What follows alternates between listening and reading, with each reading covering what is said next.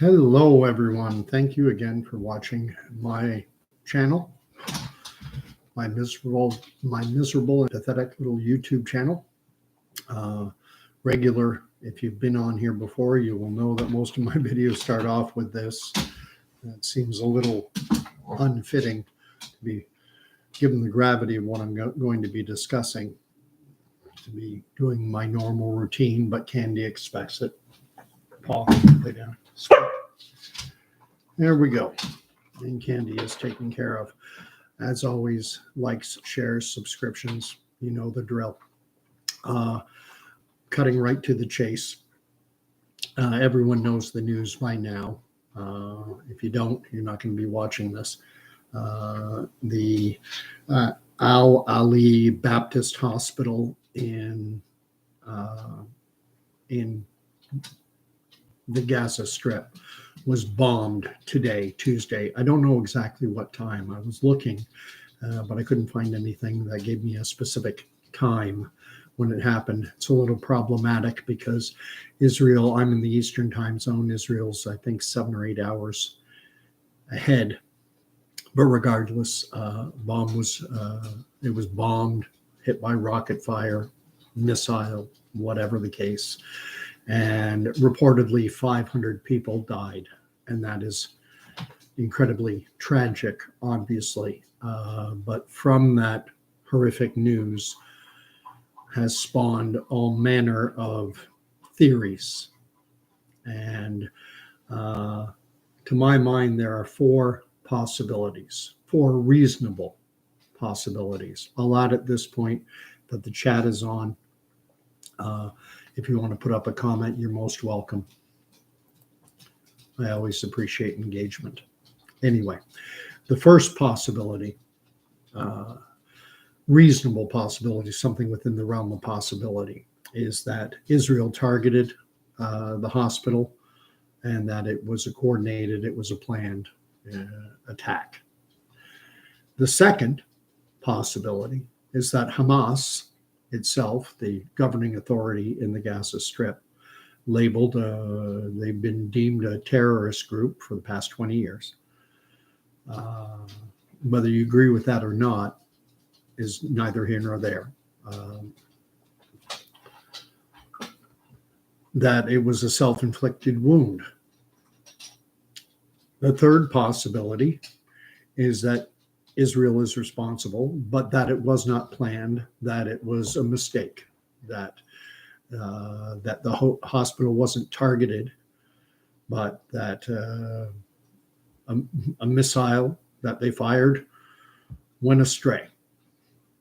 And the last possibility, and these are what I consider the 4 reasonable possibilities, and the last of the 4 is that Hamas is responsible, but likewise that it was a mistake on their part.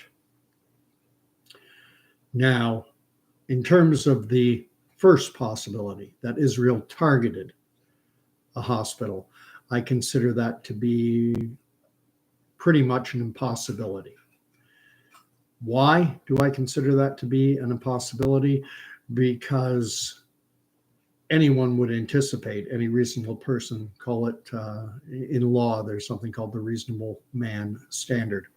And any reasonable person would recognize that the fallout from targeting a hospital would be met with universal condemnation. And when there's conflict between nations, there's always a desire to control the narrative. All sides try to control the narrative. And so that they're not going to target a hospital. They would lose the room, for lack of a better expression. The other possibility that I'm going to discount is that Hamas, self-inflicted wound, that they basically murdered 500 of their own people. And I'm going to discount that possibility, which leaves only 2 reasonable possibilities. One, that Israel fired a rocket or a missile and that it missed its target, or that Hamas fired a rocket and it misfired and hit its own building, call it friendly fire, which is something that happens in warfare. If you're looking to me to give you the absolute answer as to what the truth is, we will never know. I've said numerous times on this channel that the first casualty of war is truth. All sides engage in disinformation. All sides engage in propaganda. And so trying to ascertain smoking gun proof, it's not going to happen. And even if there was smoking gun proof, imagine a situation where a senior Israeli IDF spokesman, someone who was there, admits that it was an Israeli missile. If that individual would be immediately, though people are so entrenched in their views that they would disregard it. They would a conspiracy theory would be invented and it would be thrown out. And likewise, if a senior Hamas official came out and said, "Yeah, we fired a rocket and it misfired. The targeting system malfunctioned." Likewise, those who are all in on the Hamas side of this conflict would invent their own conspiracy theories. They would say it was a Zionist plot, that the individual making the admission is a Mossad agent or something like that. And so we will never absolutely 100% know the truth behind it. Ultimately, welcome to war. I've said it before, there are no winners in war, there are only losers. And that's the situation we're in. It's not a long video. I just wanted to put that out there. I know many will sit there and say, well, what does this guy know? Gordon Causey, Eastern Ontario, Canada. Who is he? And that's fair enough. I find, unfortunately, our population, especially in the West, we're incredibly lazy. And we look for shortcuts. And so one of the shortcuts we engage in is we only go to sources that cater to our bias. And then we engage in ad hominem attacks and straw man arguments when it's someone presenting an idea we disagree with, rather than dealing specifically with whatever information is put out there and attacking or dissecting the information. That takes too much time. That takes too much effort. I wanted to speak, though, to something else, and that has been international reaction as it relates to my own home country of Canada. I see this as just yet another example of what an incredible lightweight Justin Trudeau is, and why Canada gets no respect on the international stage, why you see Trudeau so often standing alone at G7, G20 conferences, UN, why internationally Trudeau has no respect from the senior levels of governments in other countries. And it's because he was very quick to react.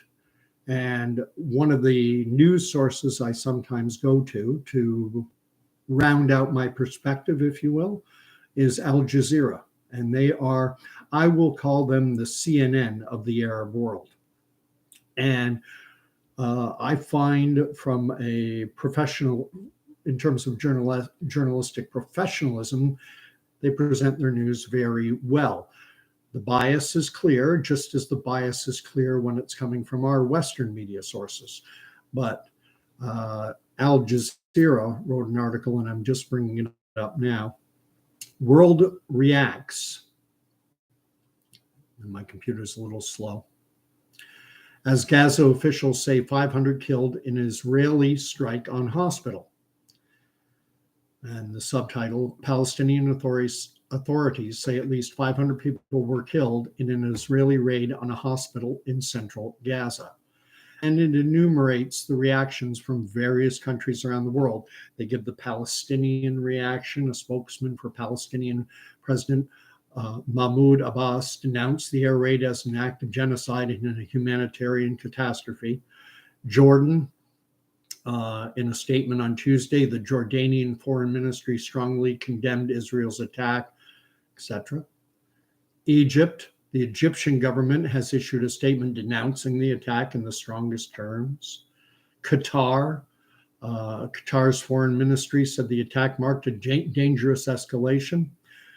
The expansion of Israeli attacks over the Gaza Strip to include hospitals, schools, and other population centers is a dangerous escalation, the statement reads.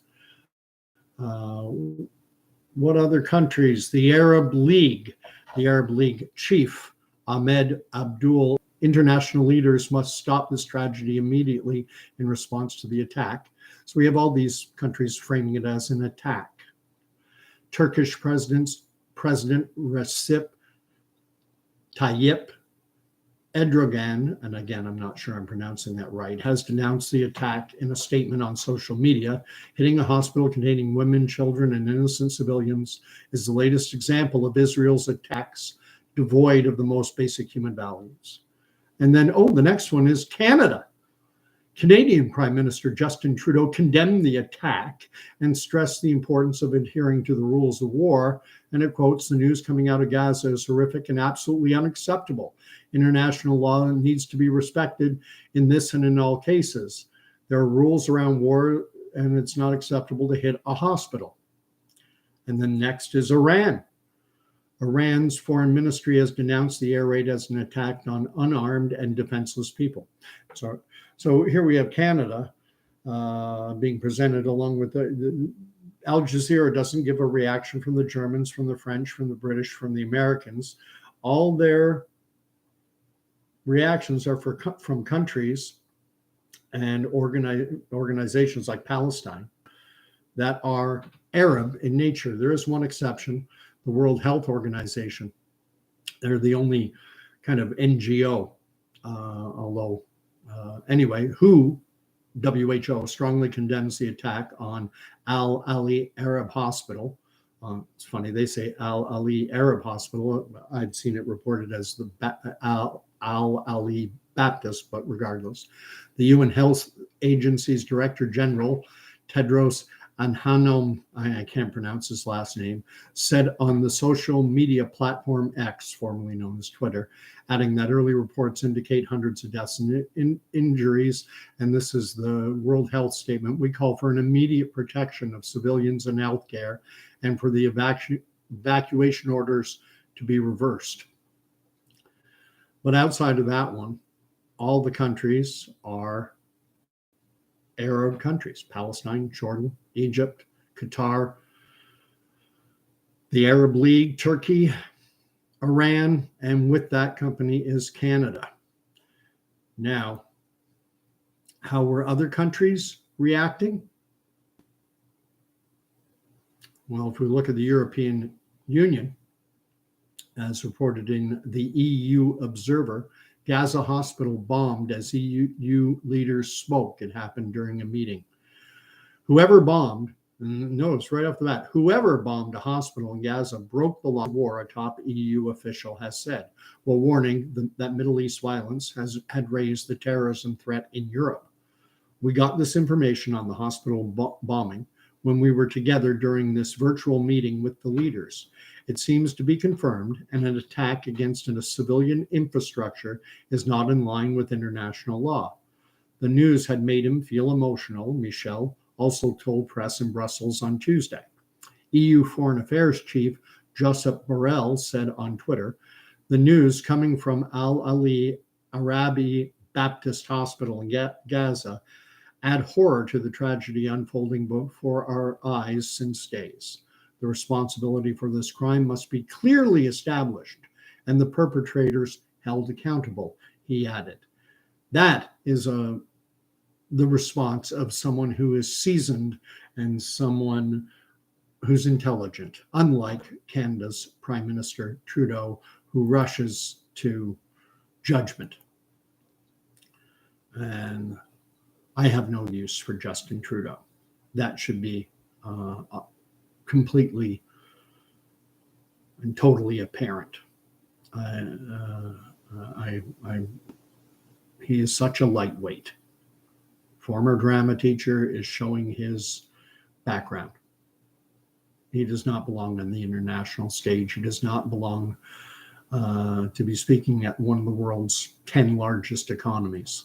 I think we're the eighth or ninth largest economy in the world. And we've got this Trudeau as our head.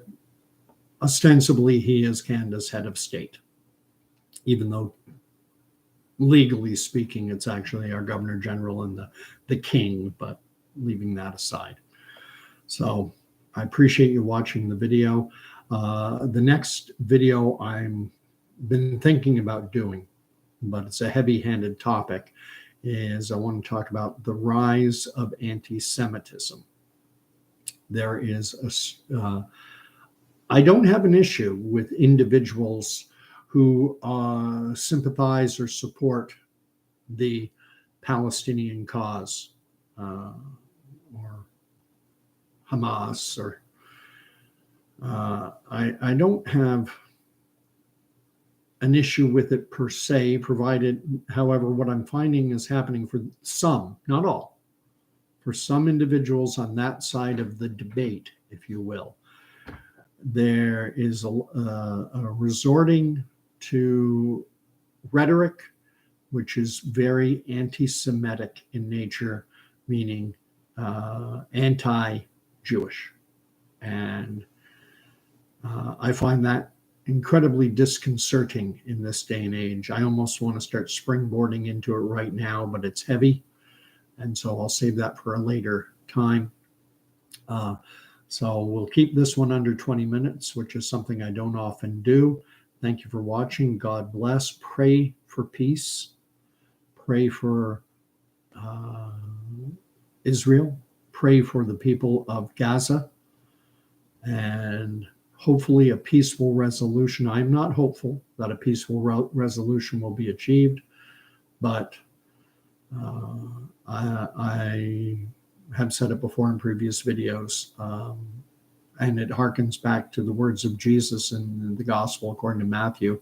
If memory serves correctly, it's in chapter 23, when he talks about wars and rumors of wars and says all this must happen, or all this has to take place, but there's more to come. It's just the birth pangs. It's just the start. So anyway, as always, I appreciate everyone has subscribed to the channel recently and forever, and especially to those who favor me with their comments and their thoughts and their opinions, even when you disagree. That's fantastic. I appreciate it. It's a learning process. We're all in it. And I'll leave you with that. God bless, and we'll talk to you again, maybe tomorrow, maybe in a few nights.